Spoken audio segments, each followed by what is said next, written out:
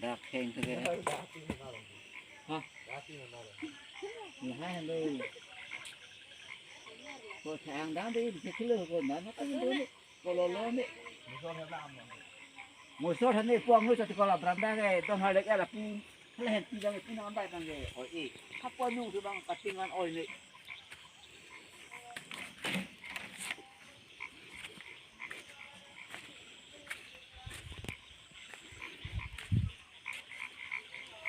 Ala bang, cái đó là cái đồ nào pin pin pin bùn bò là hay. Pin vào lời. Pin ini akin ni bang lah. Ba pet đi luôn. Giờ bóp ăn thì bóp đang vậy. Ala phi bắp phi ni pin. Bắp suốt rồi số ở phi vào đây pin đấy. Rồi có đi thành pina bắp rồi tiếp ở tầm cái thế thì nó bây giờ bắp ra bắp rồi bây giờ giờ Để thay ra. Bắp con là phi.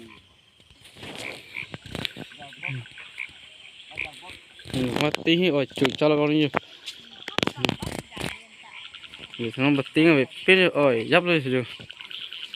linh cái oi này tao này linh oi thì cái đó mà nên nó về cái bây giờ điểm bằng à về đây rồi mà rồi xong rồi rồi hai cái pin để pin xếp rồi mà xí rồi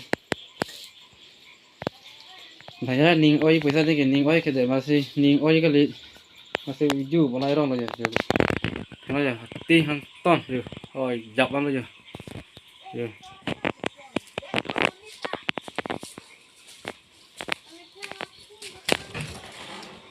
rồi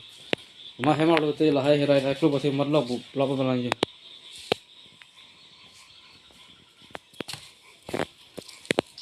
bây đi chơi đó khi ông đã hay là tibu sắp tới tibu đồn bí vật rồi rồi bây đi mua tao bao cái lại có một thing pin bắp đi rồi thôi rồi có một thing pin bắp quá thế là cái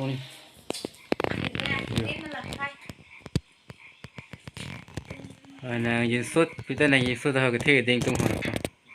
rồi có một thing pin bắp bây giờ tiền rồi pin bây giờ không bây giờ bắp ra bắp lên pin bây giờ nào bây giờ đi đâu bây giờ bị thay rồi bây giờ băng thang là phụ được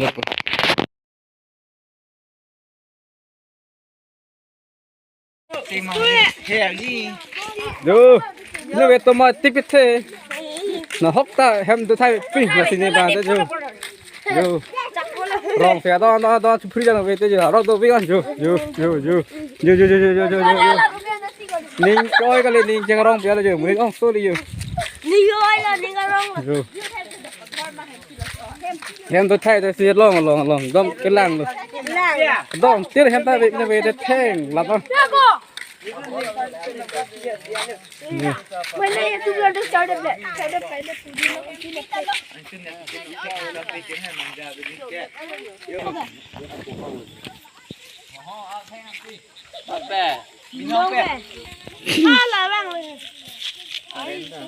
Dua pik nih, awak.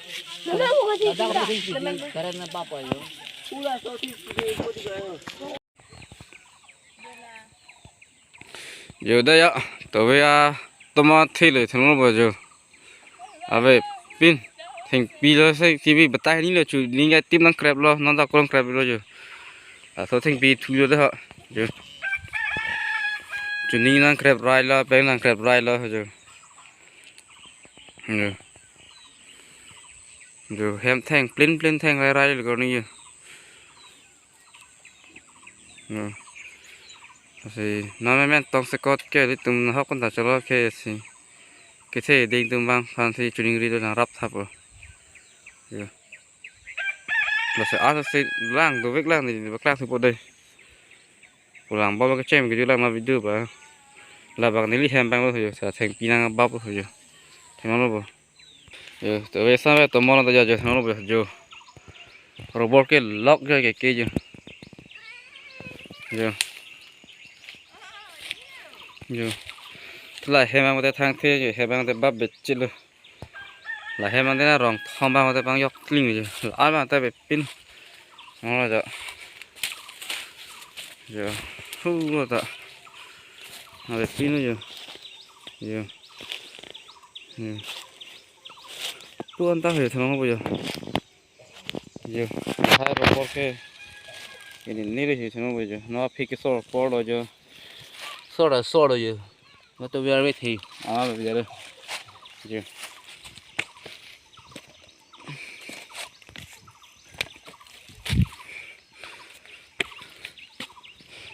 yo mắt lo yo tu anta yo có anh rồi bỏ cái đường nó học pick on cái này đây na lục son rồi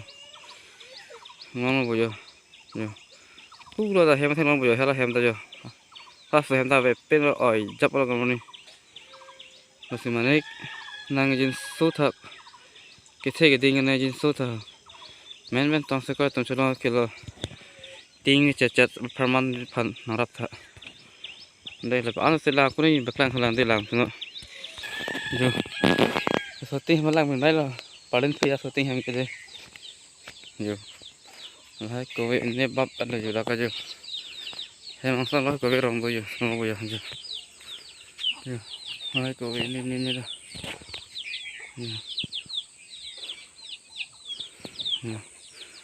rồi hàng xong tiền xong thì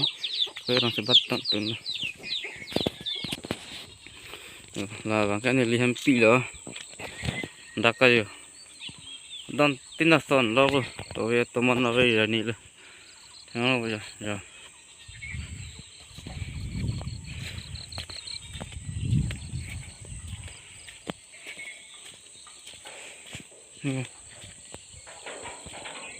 thế mà thế nó bây giờ tông theo đây đâu là gì này cái số thợ là cái thế cái đèn tôm cả biển long là cái thế cái đèn CMP MRE tôm ta này cái số ra để mình tông sẽ có cái nào học cái tôm cho nó cái nó lòng cái số là cái này ông phải mấy testing vấn đề gì rồi nó còn đang rap thợผมมาเลยนะปักหลังดัดพอแล้วให้ติ้งเลยลองเจอเลยฮับปลาแต่ติ้งตัวทั้งหมดบ่ฮู้เลยเหรอฮับปลาแต่ติ้งเลยทั้งหมดอันตัวมันเท่เหยแต่ผู้หิบางยากเลยฮู้เลยติ้งเลยผมมาสิเปิดติ้งนะครับเอ็ดเลยไม่ต้องสกัดเจอลิตุงชะลอที่ปนังยินสู้ระนังรับทางนี่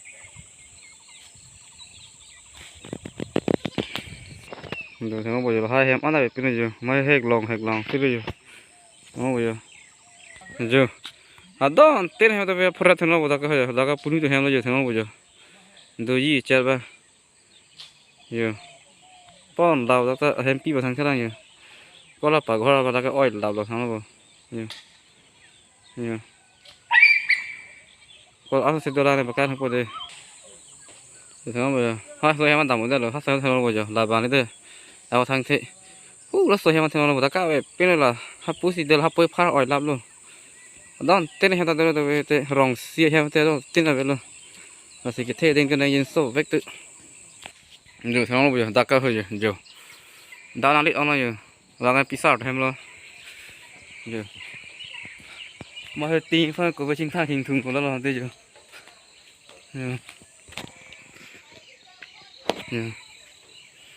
rồi hà về pin nữa rồi tao về cái đón coi thằng kem này em cái con đầm lập luôn rồi là cái thế cái đinh cả biển long là tôi nó sponsor CM Dr. Tuli Ram long ha là phải MP nó sinh về hai tấm ăn hàng đập với mình rồi thì nó bây giờ rồi à về pin luôn rồi pin sẽ chắc pin nữa tao bảo quay không ạ pin như vậy pas phô luôn có cứ rồi hàng ton mà em sẽ về pin rồi nó hấp là đòn tin ta đun dài rồi ra cái gì tụi em ta về pin rồi thằng bây giờ beranda là thang plain thang ra là cái gì cái đòn cái là đó tin là về cái phô rồi em cái gì thằng bây giờ cái gì pin rồi thang ra thang ru rồi xin cho cái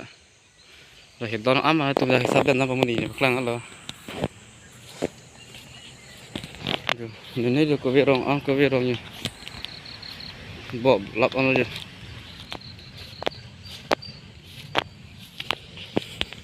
là si pamula pas thing pirang ang kebab bang lagan ili hem lo 8 second bang lagan ili tum hem pi lo ada tu apuriar si hem ang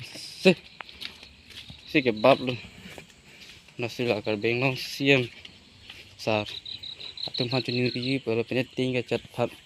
nang rap sonte rap din ben rap te pa nang rap sonte lo nang rap vek ni lo em tum tong second ho salong vek the nasi nang rap vek thap ke chuni ri lo de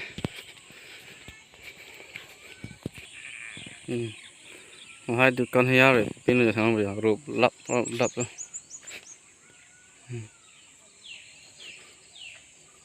camera kelak tuh phun camera bacot masih un itu lah ada ulang kita ini lidam loh ini lidam rong loh betul pamola thengpi barak kebab di thengpi rengang kebab lah ini liam loh lah sendiri yang sih lah don tino hi video betul rong loh betul ini liam cuma lain orang tak sih lalu sendiri video benar itu kalau lah sih anu saya dua lah itu orang lah ini itu orang ke samhan share orang loh panjang samhan share orang lah senara vekta lah siam sar cuma pendak MSC sar publik orang harap vekta kalau yo tawar piyong tapi nambap kam lah kalau anu ada video gitu